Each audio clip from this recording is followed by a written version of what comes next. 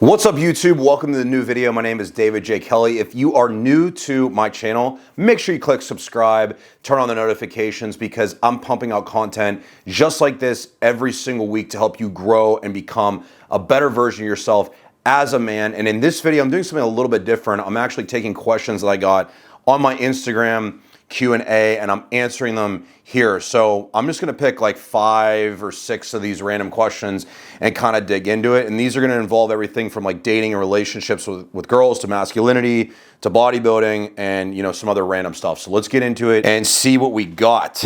So first and foremost, let's start with this one. What advice would you give a young guy like me that's struggling with their sense of purpose as a man? First of all, I don't know how old you are, and I'm not sure exactly, what direction you have in your life for a lot of these different things. To be very clear, purpose is something that I can't give to you. I can't teach you how to find your purpose. I can't teach you how to unlock that in yourself. It's something that's in you. It's true to your sense as a man and who you are. Now, for most of us, I strongly believe that our purpose is within us from the time we're born. And it's something that kind of reveals itself the more we go through life. Like, for example, for me, it's helping young guys specifically. And that's kind of always been right in front of me. But it wasn't until the last few years that I really just truly accepted it and saw like there's a reason why I keep getting pushed and drawn this direction in my life. So there's probably something in your life that is causing you to keep coming back and you're like having your Groundhog Day of revisiting the same thing that you're feeling like you're being called to. That's how you would find your purpose. But when you're younger, I think it's really good to experiment and try to find different things you're passionate about and see what you align the best with, because you might try something that you really love and that you're not even aware of yet. So if you're a young guy, then experimenting with different things is going to really help you a lot. So that's what I would do. If you're a young man and you're struggling to find your purpose, experiment with stuff. I experimented with so many different things. So it's a great question. Let's move on to the next one. Can you share a significant setback in your journey with bodybuilding and how you have managed to overcome it? Oh, absolutely. So after I got 5th at Universe, I was first call-outs in Classic Physique at Universe in 2022. I thought I was going to come out of that show and just roll right into 2023, win my pro card, redeem myself, and be ready. Well, unfortunately, it was complete opposite of that. I managed to have the worst mental health phase of my entire life, crippling depression, horrible anxiety, panic attacks.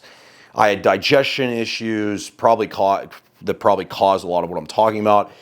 I was all kinds of screwed up. And I literally had to take, 3 months out of the gym completely at one point to get myself squared away and to feel like myself again. I mean, I literally would drive to the gym and I was so afraid of my heartbeat. If this sounds really weird, but it's like a panic symptom, that I was so afraid to trigger it, that something was going to happen to me if my heart rate got too high, that if I would go in the gym and train, that that like triggered me really badly. So you can imagine going from being this top national amateur bodybuilder to now not even able to walk in the gym and train. I was reduced to feeling like I was less than a human being at that point. I really gained a lot of humility and realized that I can suffer just like anybody. And I had to watch guys that I competed against at university or previously go back and win their pro card last year. And that was really hard for me because I wanted to do that. I wanted to, be the one that was grinding away at that. But luckily, and, thanks be to God above, that I am here today doing exactly that, and I'm working towards that. Sometimes things in life take you longer than you want. Sometimes things don't go exactly according to plan. That's part of life, and that's the things we have to go through. So yeah, I had to really, really rebuild myself completely, mentally, physically, spiritually, everything after that phase of my life. And I truly believe now that it taught me a lot and it gave me a deep sense of character that I would not have otherwise. So I'm actually very grateful for that. I'm actually very, in some ways, happy I went through that. As much as I would never want to relive that again, I think I learned a lot of really important lessons during that time and it made me a better, stronger man. So that answers that question, hopefully for you. Okay, here's a good one. What qualities do you look for in a partner? So this probably involves a little bit of a deeper answer, but for me, I don't really look for a partner.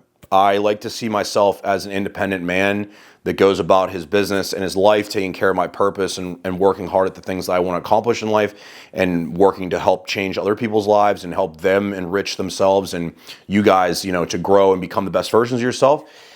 But from a standpoint of like letting somebody into my life to be dating them or casually, or maybe it is a more serious relationship, the main things I'm going to look for in a partner or a girl I'm letting in my life to date casually or be a part of my life or whatever it may be, I'm going to be looking for somebody who supports my vision through and through. You're not going to be in my life as a friend or a female or whoever if you're not going to support my vision. I've gone through too many of those kind of relationships and things where they just completely derailed my life, and I will not let that happen again. Trust me on that. Another thing I'm going to look for is somebody that's obviously into taking care of themselves. And I'm not just talking about physically, I'm talking about mentally, I'm talking about emotionally, I'm talking about investing into themselves and building their intellect. They're curious about life. They like to listen to podcasts and learn about new things, and they have some sort of passion that they're working on. That's going to be another thing. And then obviously number 3, and it's probably number 1, is like attraction. If I'm not attracted to the person, it's not going to work. I've tried that before. I've dated and been in relationships with girls I wasn't necessarily very attracted to. Never lasts, guys, because if that attraction's not there, they could be the best person in the world. They're basically a friend to you. And so a lot of times, and sometimes that's kind of what happens to me, I find, is that I'll start, talking to somebody or dating them or messing around with them, whatever, and they end up becoming a friend because that mutual level of attraction either dies out or just wasn't there. So that's a big difference between how I used to be when I was younger versus now. I'm a lot more open-minded towards when I meet a girl. This could go any which direction, and I'm not going to force it in any which way. I'm just going to kind of let things play out and see what happens. Those are the main things I'm looking for when it comes to dating somebody. Okay, this is a really good one. There's actually 2 really good ones here. I think they were submitted by the same person. What's one piece of advice you wish you received when you were younger? Oh, one piece of advice. That's really hard. So I would say that the easiest one here that I can think of off the top of my head is consistency is everything. Whether it's building your physique, whether it's building your personal brand, whether it's building a coaching company or, getting listeners online for the music you put out, or, just literally anything, becoming more mindful, journaling, all these different things. It's better to do things that you can sustain and adhere to than do these like sprints where you're working really, really hard for like a week or 2, and then you burn yourself out and you can't, continue that. So realistically, like where I am right now in prep, because I'm 5.5 weeks out from competing in my pro qualifier, I could never sustain what I'm doing right now for like 3-4 months. It's just literally impossible. But when I go into my off season, the way that I manage that is I can sustain that and I can continue to build muscle and get healthy and stuff like that. So whether you are trying to, build your body or become smarter or develop a new skill or build some sort of following for yourself, the best thing to do is you shouldn't be looking for hitting home runs, but you want to hit singles, right? Just get on base, the baseball analogy. Whether you got to get walked or hit a single, just find a way to get on base and just, string those bases together. If you have to steal second or steal third, it is what it is. Let the batter at home move you up. You get the analogy I'm saying though is everybody's looking for that huge swing of the bat, grand slam home run, rather than just hitting good, consistent average and doing that. So that would be my biggest thing I'd want to tell myself when I was younger, because I was always looking to move mountains when I was younger. I was so guilty of that. And then it was like, if I couldn't do that, it wasn't even worth doing in the first place. But what you end up finding is that literally everything you want to accomplish is built from these small, daily, almost insignificant tasks that are required to continually stack up, and they compound over weeks and months and years and decades. That is how you become that, right? You can literally think about this analogy from an investment standpoint. If you put $5 into an investment account today, that money in 30 years could be worth $35, right? Or, think about this at scale. If it's $5,000, it could be worth $35,000, right? So this is just the way to think about it, is the equity, that sweat equity you put in, the work you put in right now is not just the work you're putting in now. It's compounding, and it's allowing you to keep taking steps in the right direction. So that's the biggest piece of advice that I wish I had when I was younger. And if you're a young man, then you certainly should understand that. Don't look for those big home run hits. Look for the singles. Look for the things you can stack up and you can consistently do daily. I like this one a lot. How do you stay motivated on days where you don't feel like working out? I've been struggling with that a lot recently, and I feel like I could use some more motivation. So I want you to completely ditch the idea of motivation. I actually just got back maybe an hour ago from shooting a YouTube video at the gym. I was training chest and biceps. This is my third day in a row of training, very low carbs. I had literally, when I tell you zero motivation to train today, I had zero motivation. But I don't even register that. I don't even think about motivation. I think about what I have to do to get to where I want to be. It's that simple. What action do I need to take to get myself to where I want to be? This could be true with literally anything I do from a business, music, bodybuilding perspective, okay? It's all about doing the tasks that are required to get yourself to that destination that you want to get to. Your goals do not care if you're tired or unmotivated, or you didn't have a great night of sleep, or you're running low on energy because your food's lower, whatever it is. It doesn't matter. You have to disconnect from how you feel and take the required actions that are necessary for you. So that one paradigm shift that I have learned, how to disconnect how I feel from the actions I take, has been one of the biggest profound, changes in my life. And really the easiest word that this comes to is really just, you should not be seeking motivation. You should be building discipline. Discipline will take you far further, because let me tell you something. If you're just getting started on this journey in the gym, or you're trying to transform your body and you want to go, build yourself into this person, I could tell you right now, the first 2 weeks or 4 weeks or whatever, I see this all the time with clients that are coming to me. They're so motivated right out of the gate. They'll do anything for 2 to 4 weeks. But 4 months from when they started, their motivation isn't there anymore. And what you have to learn is the habits and the discipline that get you there. You're not always going to feel motivated to train. If you wait around to feel motivated to train, you're going to go to the gym like twice a week at best. And if you're tired and you're going through some shit in your life, you're going to be going to the gym never if you're waiting for that. So disconnect motivation. Forget motivation. It's great when you have it, and it's amazing to leverage that when you can. But if you're waiting around for that, you're never going to get it. I can literally guarantee you. I like this one. I got this one a few weeks ago, and I answered it on Instagram, and I'm answering it here as well. There's a girl at my gym that I really like, and I see her looking at me a lot. I think she's probably interested. What do I say to approach her, or how do I get her attention? Well, this is a great question. I love this one. So basically, you have a gym crush, and you think this girl might be interested in you because you've caught her looking at you several times. Well, there's one of two things. She's either looking at you because you're looking at her, or she is in fact interested in you. So it's one of the two, and there's only one way to find out. You do have to approach her eventually. But I will tell you for certain that if you let that kind of marinate for a little bit, if you just don't necessarily immediately go and approach her, you kind of take your time with it and let something organically, conversation arise one day, you'll be so much better off in doing that.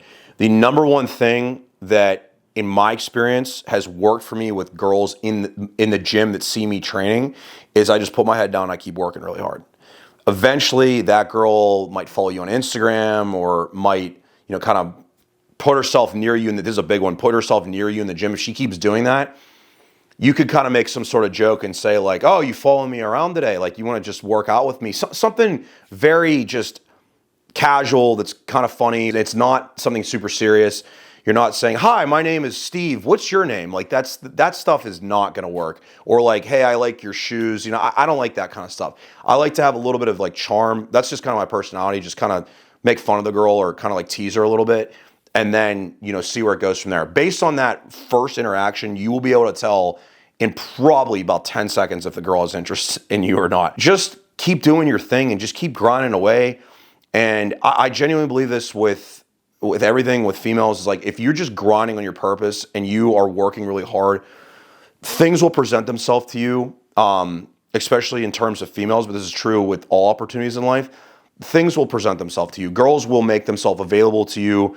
But they're never going to just walk up and approach you. So don't wait for that. You need to learn the language of the body language and the language of women through how they act, because like I said, the girl's not going to approach you. So just don't wait for that. But if you know she's always kind of around you and she's following you around the gym and you see her looking at you and stuff, she's probably interested. So you could kind of approach it at that point. That's how I would do it.